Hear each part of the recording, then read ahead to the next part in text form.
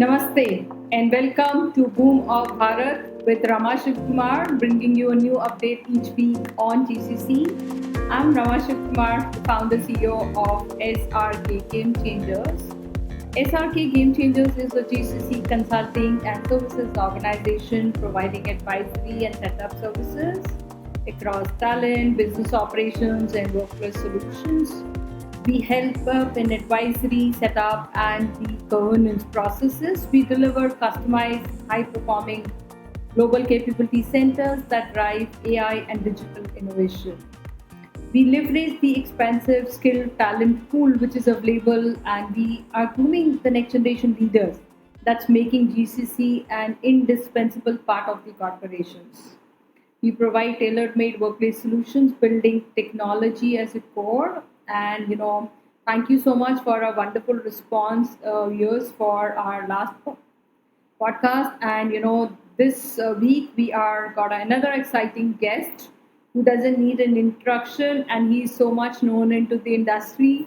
So it's really our pleasure to kind of welcome KSV, who's generally called as KS Viswanathan, and today into the studio, and he's going to be talking to us more about his journey. I don't want to kind of use the time to give introduction, which is going to be very not in line with what he's done in his career. So let me welcome KS Viswanathan. Thank you, sir, for coming to our podcast, and it's really a pleasure to have you here. And if I may request you to introduce yourself to our audience. Yeah, thank you, Rama. This is very useful and very timely, and thank you for the opportunity that you provided to me. Last time I did a similar podcast was in 2023, and that's set that perhaps a tone for shape of things to come in GCC. I'm sure that podcast will also reshape and rethink the way the GCC should be looking at India differently by 2025 onwards, etc. Now, this is my 44th year of professional world, 44th year of the world. I perhaps the generation of started my work environment in 1981, multiple roles, multiple companies put together. And I had an opportunity to engage and drive GCC ecosystem from 2011 onwards when I joined NASSCOM. That time the responsibility was given to me to build that ecosystem. NASSCOM was forthcoming that time to perhaps visualize that India could be a good destination for global multinational corporation setting up their capability centers. And I was asked to manage that in the last 14 years, 15 years.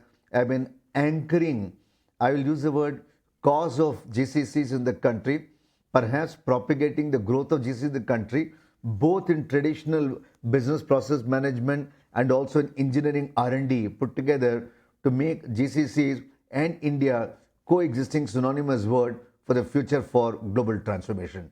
That is what I've done. In my long years, I've also had the pleasure of accelerating the startup ecosystem in the country.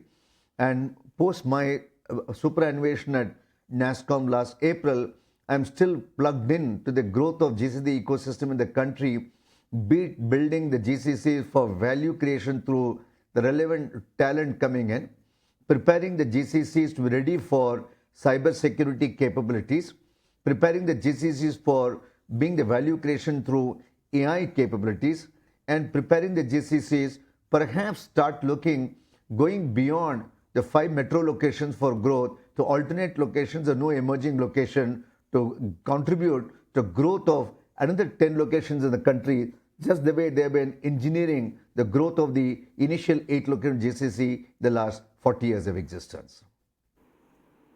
We've seen you kind of growing and coming out with a lot of innovative ideas during this, and you've seen actually the evolution of how the GCCs have worked. And now that you're also advising a lot of global companies, so how do you see that change, which is impacting the GCCs? Biggest factor which you feel is driving India's GCC success? It's a good point you're making. Several years back, when people looked at India as a possible capability center, they realized twofold: the availability of English-speaking talent as a key driver, and perhaps the volume of talent at an affordable price is the second driver to essentially do lift and shift kind of jobs. That is, lift and shift from what was available largely initially from the US, subsequently Europe came in, so they lift and shifted it. And the cost benefits is the key driver that took place. And subsequently, over a period of time, they realized there was a process enhancements possible on the lift and shift that has taken place, and efficiencies got added. When efficiencies got added, they realized perhaps the kind of talent pool that we have in the country could be leveraged much more. More than the talent pool, the strong technology ecosystem that got built by the Y2K phenomena, that you have lot of service providers, large global system integrators, and all of them contributing, the talent ecosystem developing, the college ecosystem developing, and putting together, people started leveraging it. Everything was doing very, very fine till about 2010, 2011. Then we had a third phenomenon that's coming in. That's the arrival of companies like Amazon, Google, Meta, all these companies. What I call them in a nick word is called Amazonization of services. Amazonization of services. Why should it take a 90 days time for you to provision when you join a company to get your email, or maybe forget 90 days. Even why should it take 3 days time to get your email access and all of done? And when you're exiting, why should it take 2 days for you to deactivate your premises take place? Everything was then and there, that kind of Amazonization that led to the digitization as a process. Many companies globally were now saying, what could we be doing to digitize? So that phase accelerated from 2010 onwards to say 2019, 2020. People have started looking at digitalization as a way to look at it. Going beyond the cost is important. Going beyond the talent, because the enterprise talent was there, which is taking place. Come COVID, and the third transformation took place. When I say third transformation took place, people realized work could be done from any part of the world. The world truly understood the concept of globally distributed workforce. Globally distributed workforce. And people started realizing it is just a coincidence that my digital transformation center is 7,000 miles away, 8,000 miles away. Perhaps instead of being located adjacent to the next floor in the same building, they are 8,000 miles away, supported by strong processes, supported by strong system, strong technology, strong cultural integration. So that model also took place today.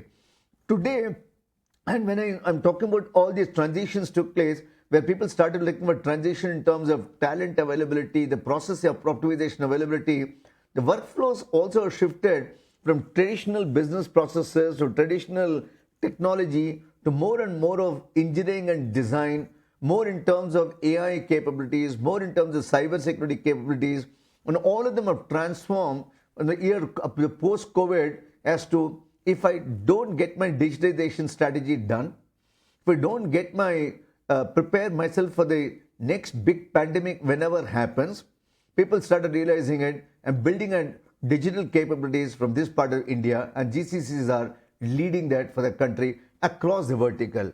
Be it a semiconductor, be it an aerospace, be it an industrial machinery, being an energy, being a retail, being a BFSI, being it an insurance, everywhere, reimagination of digital engineering, reimagination of talent required to be one market, one large market, reimagining digital marketing, reimagining AI capabilities, reimagining and recreating customer experience, employee experience is all now happening from this part of the world. That's a big transition that has happened in the last 2 decades. No, that's you rightly mentioned. We started from a BPM solutions to what we're talking about, the high-end IT. We're talking about the innovation lab, the cyber security, which is the need of the day to day, which is very important. When I was in UK last year, I could see that it was difficult for companies to understand why cyber security and some of these digitalization is very important. The banks I was working with, I mean, their technology was very very very low. So that's a very good point that what you had kind of shared about it. And you also mentioned about a lot of US based companies are here in India. So I do see India as being a go-to destination for US based companies. European firms, especially Germany, France, and the Nordics, still have some hesitance about it. What are the key barriers which are preventing European companies from leveraging India's GCC model? You may want to kind of share your experiences from there. Now, frankly, I don't think there is a hesitancy, except that US are early adopters of Y2K, early believers of this model, and due credit could be given to companies like GE, companies like British Airways, companies like Bank of America. They were all early adopters and Texas Instruments. They all felt perhaps the model can work out, etc. But if I to look at the limitations of, say, why some of the European countries, Germany, France, Sweden, Switzerland, and England, keep England out for the time being, they also have followed largely what the American pattern has been. There are three reasons. Germany, in some of the European countries, for long felt the future is going to be still precision manufacturing. Perhaps in 2014, 2015, the entire Europe realized with emergence of alternate efficient manufacturing location in Asian region, and the manufacturing is getting embedded more with software coming in. Perhaps there's a need to create the software focus, right? They took time, and you'll be surprised once especially Germans, when they took a call to saying that future is software, let's go to the place where the center of gravity for software is there. They have come into India much more intently seriously. What has held them back? What has held them back is the large companies have found a way to locate their capability center in the country. Be it in Mercedes-Benz, be it in SAP Labs, be it in Siemens, be it in Siemens Healthineers, be it in Continental, be it in Bosch, all of them have found a way to locate their big capability center in India demonstrated. They have plenty of what we call middle stand companies. For them, outsourcing is not the DNA. Cultural integration is an aspect to consider. Language is a challenge to look at, is what is holding. They're a bit scared. For example, even the large enterprises in France have come over. The next layer of companies in France, they're hesitant in terms of cultural integration. They are I won't say they are possessive about the culture, but for them, the cultural integration is equally important to be done. Let's look at Far East, countries like Korea and Japan. Koreans realized the importance of India as a market. They came India as a market to do it. Now with all the European countries are looking at India as a potential market, India as an ease of doing business, India as a destination for talent, and there's an opportunity as a country we are also should be doing to encourage the middle stand companies, the smaller companies, talking about the cultural integration, language skills. An average American will find it comfortable to manage the Indian English. A German and the French and the Swedish and the Switzerland and Japanese will find it tough to adjust to that Indian English, or vice versa. So how do we address that? Those are the points to address it. I would say, Rama, it's just a matter of time. An avalanche of GCCs from middle stand companies from European countries, Japan countries, for embedded system, for AI, for getting the perfect digitization strategy is just waiting for cross-border trade. Yeah, yeah. No, I completely agree. Today morning I was presenting to somebody in the APAC region, and they were Thailand and Japan, and they were talking about is that something we could do on the AI for them, and our company also provide AI services. So we said, yeah, yes, we could. What exactly are you looking at? Because the kind of talent which is available in India, you have one job opportunities, you will have 500 CVs there, and you could choose with the kind of talent you require. Versus when you go back and look at you, it's very difficult to find out the right talent as well. So that is a very good point you mentioned about how we should be pitching to the European companies, and they are also in the same, I would say, journey, the curve.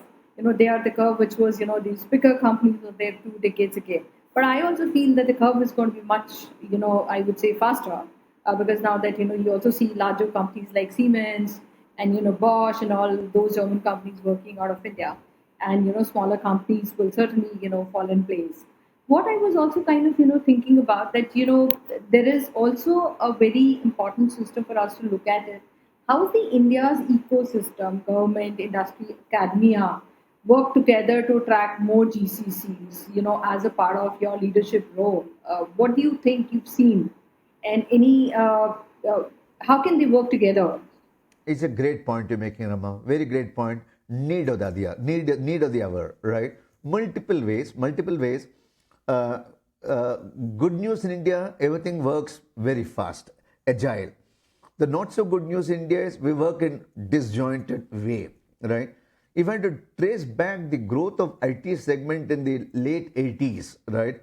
Due credit to an organization like NASSCOM, which got the industry together to shape up a common agenda for the IT industry to showcase the global market.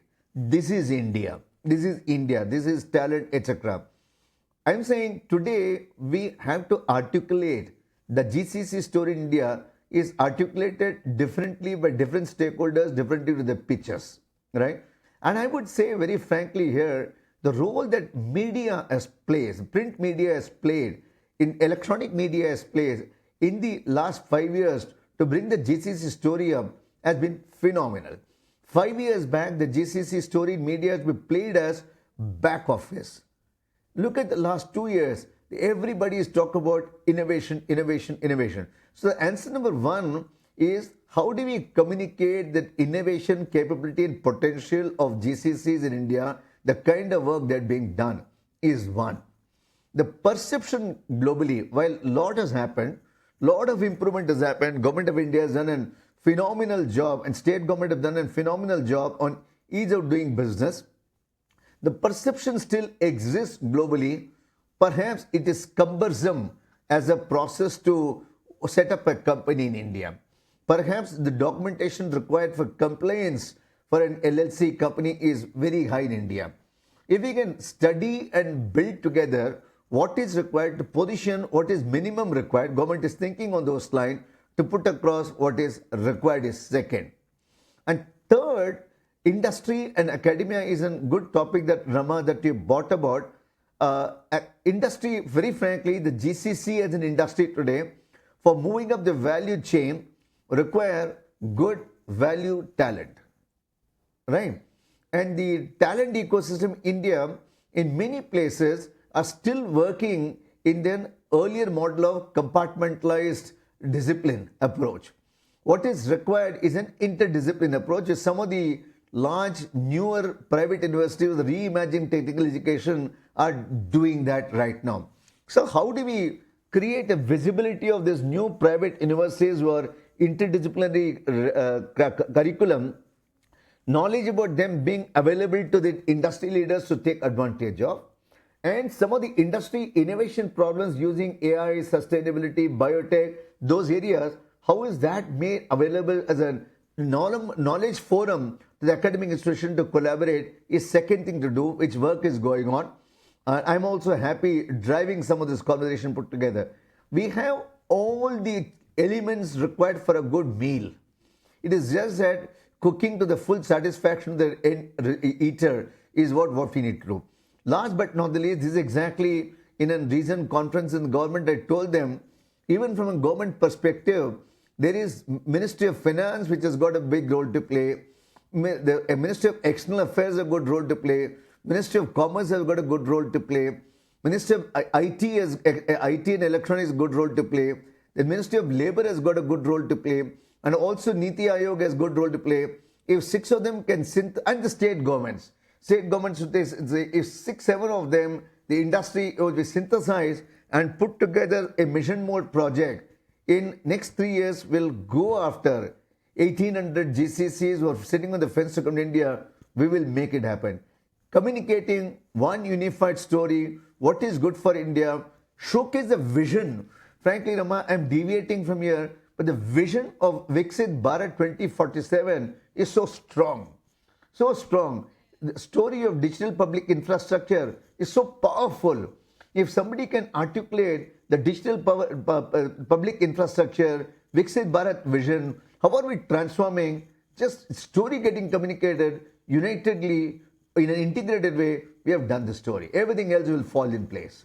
Yeah, I completely agree. I was actually, I saw that when I was visiting Vizag recently, that, 2000, Viksit Bharat 2041, 47, you're talking about she power. You're also looking at in terms of, IAMs and CMA institutes, how they are combining together to create that kind of awareness and, the quality of education, even incorporating digitalization and AI into the curriculum. I have seen that, so that's really amazing.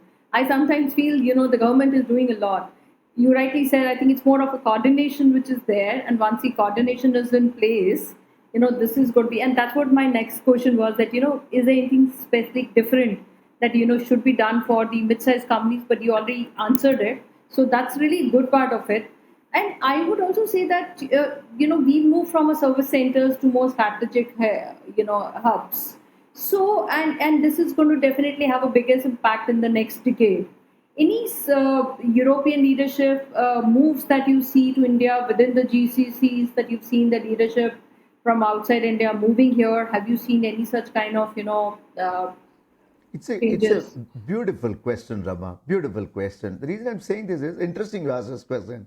I recall in 2011, 2012, 7% of the senior leadership team of all the GCCs put together at that time, today the GCC workforce is 1.9 million. And those days used to be 750,000 people. I'm talking about 2011, 2012, 550,000, 750,000. 7% used to be expats. 7% is the expat because the leadership required to do the transformation was little limited. You'll be happy to know over a period of time, the expat roles in India is less than 1%. What it means is, over a period of last 3 decades of GCC eventing, we have third generation of leaders who have come in who are not anymore only the delivery managers. They are now also are providing strategic thinking to the parent headquarters as to what could be done. I know of some of the GCCs.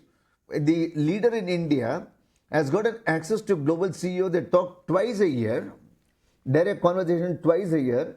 The conversation is not about what process is green and what process is red. What else can you leverage India for? Those kind of conversation. Another large BFSI, and India is become the global fintech transformation center for them in India. For another GCC, India is an AI transformation center. All this transformation leadership is taking place. So we find there are some GCCs who are establishing, some of the enterprises were establishing GCCs in India to create the new digital leadership for the world. These transformation and transitions are the one which is doing it. So, for answering your question, from in European countries, are you seeing a trend of European countries coming in? You will find more and more that the traditional leisure and transport companies coming to India big time for a customer experience perspective. You will find more and more roles which is enhancing the customer experience, customer value, new customer acquisition. Because the tons of data is here, the technology and operation is here. A leader here can access to all the data, leverage AI models, can augment the chief revenue officer, chief growth officer role in GCCs or enterprises is emerging from here. We spoke about the pharmacy companies doing big time here. The retail and CPG companies for innovation and the business is moving here. Everywhere, access to customers, access to employees, access to market, access to efficiencies. These are the five things which is demanding digital leadership. That is what is moving into the country. Yeah, no, I completely agree. And, we also see a lot of time companies specifically coming and saying the mid-sized company, the Mittelstand, you rightly said, for Europe, or SMEs, we say in London or in US, where they're talking about saying that can we utilize, India to set up our own AI labs. And the other thing also I see that there is a lot that, like you mentioned, pharma companies, BFSI, we're talking about manufacturing companies. I also see that the private equity companies can leverage a lot from a back office, because that's something which we did in my previous company to build that build operate model for them. That is something very important. We also see companies using it for the transformation of the BPM solutions and all. in the US or European companies? I know IT has been definitely at the forefront, but you see any transformations? What can be next It's a generation for good them? point you're making. Rama, it's a good point you're making. As I said, we have definitely moved away from being a lift and shift into a transformation company now, right? With data being available, what was earlier the enterprises were doing from India was on the managing the left hand side of the balance sheet. Now the focus is to manage the right hand side of the balance sheet in terms of net promoter score, in terms of customer experiences, in terms of improving efficiencies, in terms of generating goodwill. All those items is what they are now focused on. Those are essentially a transformation processes which is currently being leveraged. I'll give you an example in automobile industry. Automobile industry, there are several GCCs, German GCCs, both OEMs and the tier ones put together, are recreating a customer experience in a driverless autonomous vehicle. How does the safety and security feature is incorporated? Right? That is happening here. For example, in BFSI cases, the transformation happening is some of the large BFSI GCCs, what was earlier a back office job to mid jobs, the front end jobs are coming in, except for holding the customer relationship with the face to face the customer, entire support that is required, the front end job is all done from India leveraging AI. If you look at an airline industry, managing the digital customer experience score on a mobile phone, a marketing and digital campaign is done from GCCs now.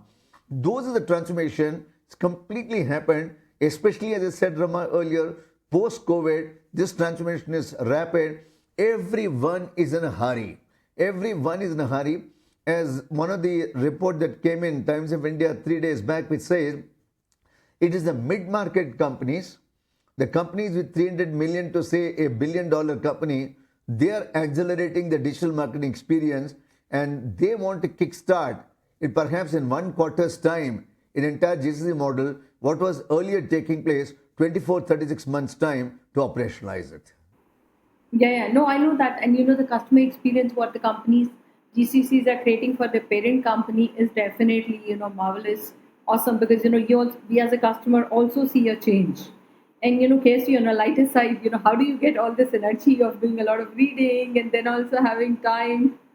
You said 44 plus years you've been kind of, working. No, no, Rama, I'll put it this way. I was very lucky all through my career, including at Wipro, at NASSCOM. I was put into a box when none existed, right? And you interact with people, every interaction you pick up new nuggets of wisdom. Even when I met with you some time back, I found a different viewpoint which perhaps was not validated to my thinking. It is just that interaction, meeting people, and coincidentally, as I said, when I joined NASSCOM, GCC ecosystem was something given to me, and I cherished it, and they grew with me, and I grew with them, and we have a mutual trust with each other, and I still help them, some of them grow. It is just that I love them, and they love me. Yeah. Yeah. Thank you so much, Kesvi. Just on the lighter side, if you're okay, if we can go with some rapid fire, round some questions. And this is Yeah, the first surely. time that we're trying. So sorry in case, there's anything goes wrong with that. So one misconception European firms have about India. Language and culture. Okay. One GCC trend that excites you the most.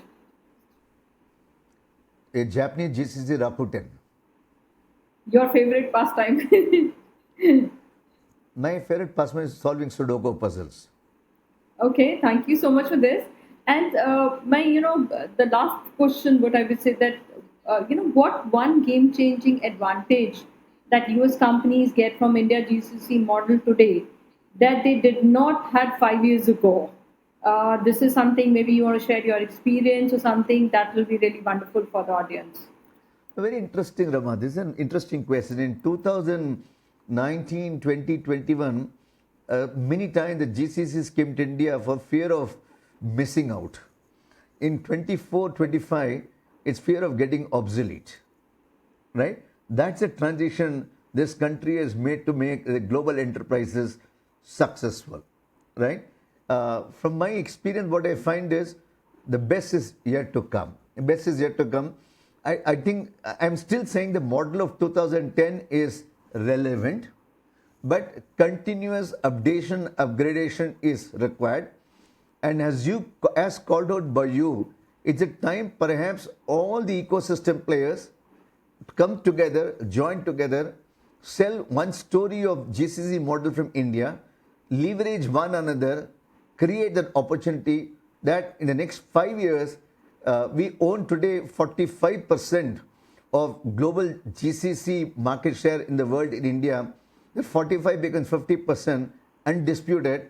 My second wish, if all of us can join together and make it, please shift the gravity from 7 metro location to the next 15 next alternate locations which is required.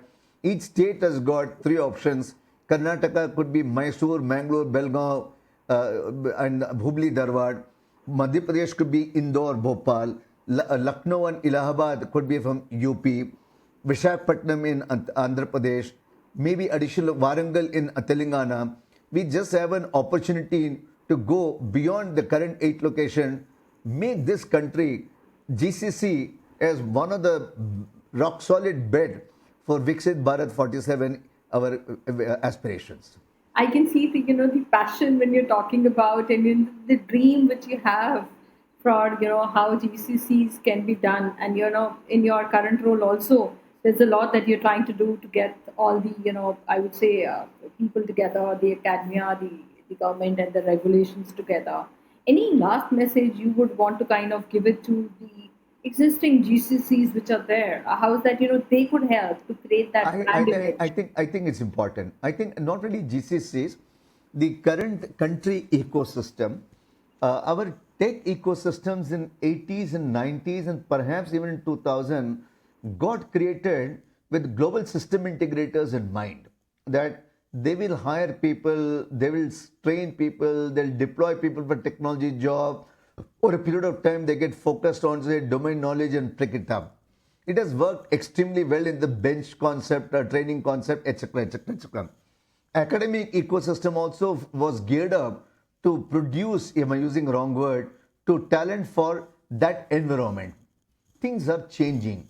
Academically, even business-wise, the rapid transformation happening in terms of interdisciplinary approach, academic and AI, whatever you may say, is it's just changing the way the business is getting done. So GCC world is stepping in. Academia world has to reorient it. So it is important all of us in the ecosystem, tech ecosystem, both service providers, global system integrators, GCCs, put our head together to reimagine education, reimagine technical education, reimagine hiring, reimagine the way we conduct training, reimagine we build domain capabilities, reimagine keeping the talent ready for deployment for the industry requirement, and reduce the cycle time to make it operationalize in 18 to 24 months time, perhaps 1 quarter to 2 quarters time. That's our mantra for success.